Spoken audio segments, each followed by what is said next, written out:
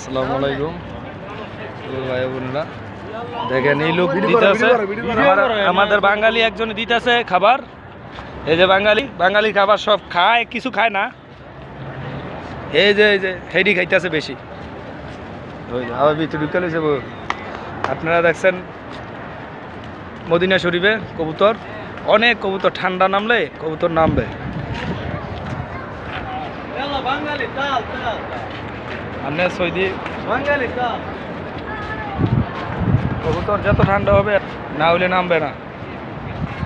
আমার এক বাঙালি ভাই কবুতরের খানা দিছে, 2টার খানা কিনে আনছিল 2 টাকা বাংলা 64 টাকা।